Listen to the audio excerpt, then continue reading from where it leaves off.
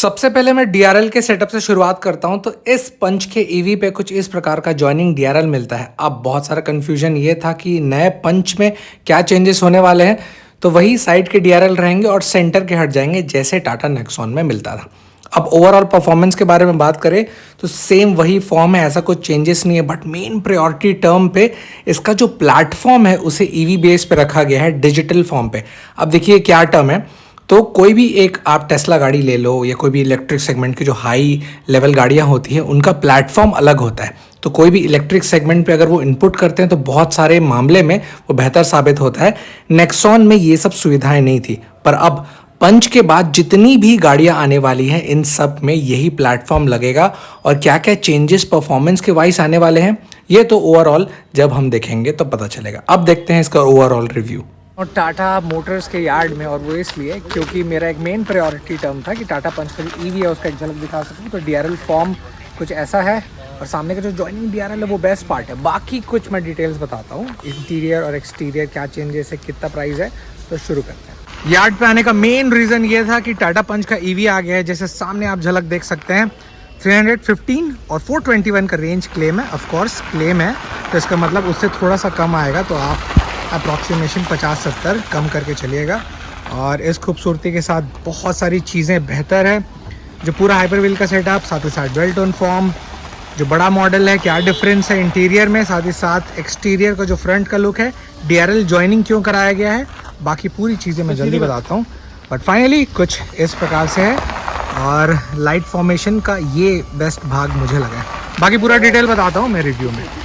अब वहीं पर डीआरएल फॉर्म को थोड़ा क्लोज बाय मैं दिखाता हूँ। तो ये कुछ जॉइनिंग डीआरएल थोड़ा सा फ्लिकर हो रहा होगा ऑफकोर्स, क्योंकि शाम है और 60 FPS पे ये रिकॉर्ड शूट हो रहा है। लाइट का प्रोजेक्शन वाइट के साथ काफ़ी ज़्यादा बेहतर। वहीं पर टायर की ग्रिपिंग कुछ इस प्रकार से है और सेटअप आप देख रहे होंगे तो ऐसा है। 195/60 R16 के कुछ व्हील सेटअप आपको मिल जाते हैं। ये piano black finish touch, same colour door handle. अंदर आने पर कुछ ऐसा मिलेगा जिसमें वाइट टच। ध्यान से देखिएगा, जो इनका मेन टायर और डिज़ाइन है वो की झलक मिल जाते हैं। ऊपर कुछ लाइनिंग और ऐसा टेक्सचर है। वहीं पर जैसे सेंटर डिस्प्ले कुछ इस प्रकार से, वेंट्स ऐसे हैं। अब वहीं पर मैं अंदर बैठूं और गाड़ी में ड्राइवर पर्सपेक्टिव की तरफ आऊँ तो गाड़ी चालू करने पर टाटा का लोगो कुछ ऐसा दिखता है और सामने टाटा मोटर्स कुछ इस फॉर्म में दिखेगा। And the MID screen look pretty decent and good. Left side में कितने रेंज है और राइट साइड में कितने किलोमीटर्स पर आवर पे गाड़ी चल रही है वो बताएगी। और बीच में जो छोटी मोटी इन्फॉर्मेशन है, ट्रैप वगैरह सबके इन्फॉर्मेशन मिल जाते हैं। साथ ही साथ इसमें कुछ कंट्रोलिंग ऑप्शंस में left side phone cut option और राइट साइड पे कुछ इस प्रकार के चीज़ें दी हुई हैं। सीट अगर आप बोलेंगे तो कुछ इस फॉर्म पे है। पोर्स हैं and pores doing very good in the Tata Motors. तो ये कुछ ऐसा फॉर्म मिलेगा, बट ऑफ कोर्स ये दब जाएगा तो उसके हिसाब से। बट फिर भी इन्होंने टेक्सचर डिज़ाइन जो दी है ना वो बहुत ही प्यारी लग रही है। जैसे ये वाला स्टिचिंग सिलाई मुझे अच्छा लगा। 12 वोल्ट के इनपुट। कीज कैसा है तो वही पुराना फॉर्म, ऐसा कोई स्पेशल चेंजेस इसमें नहीं है। और ड्राइव के लिए ऑफ कोर्स यहाँ पर क्लोज में दिखाता हूँ, थोड़ा सा चमक रहा होगा। तो पार्किंग और वगैरह सबकी चीज़ें इसमें ड्राइव इनपुट मिल जाता है। बाकी छोटी मोटी चीज़ इको मोड वगैरह।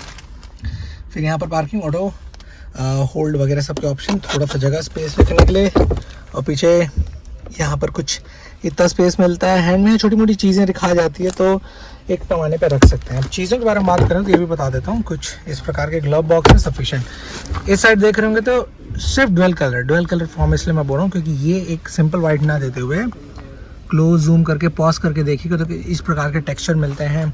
और ये पूरा ब्लैक में दिया हुआ। इसमें भी है ना कि ये जो भाग है ये थोड़ा सा अलग टेक्सचर है, ये अलग टेक्सचर है। That's the noticeable point. जैसे पीछे जाऊँ तो पीछे खोलने के लिए कुछ इस प्रकार से ऊपर ऑप्शन। पीछे सीट कुछ ऐसी है और वो कितनी कंफर्टेबल है तो मैं 5-10 के हिसाब से बैठा हूँ तो थाई सपोर्ट भी ठीक ठाक आ रहा है। और पैर के फैलने के बाद कुछ इतना लेग स्पेस है।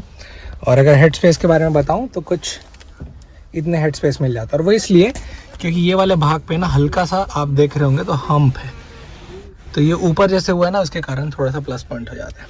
ठीक, ये वाला भाग आप देख रहे हैं, सीट बेल्ट सीटिंग थोड़ा सा ये निचले फॉर्म पे इसलिए थाई सपोर्ट अच्छा मिलता है।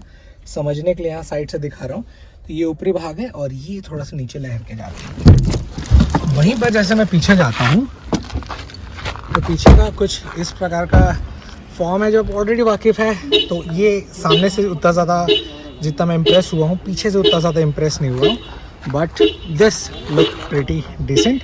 जिसमें ये वाला भाग जो है ये थोड़ा सा पियानो ब्लैक फिनिश में punch.ev लिखा हुआ है, और पीछे से लुक कैसे दिखता है तो वो कुछ इस प्रकार से है, जिसमें ट्राई एरो डिज़ाइन से ये होती है एंड। तो साइड से लुक ऐसा दिख रहा है। और आपको ये खूबसूरत सा टाटा पंच का ईवी कैसे लगा मुझे नीचे कमेंट्स में ज़रूर बताइए।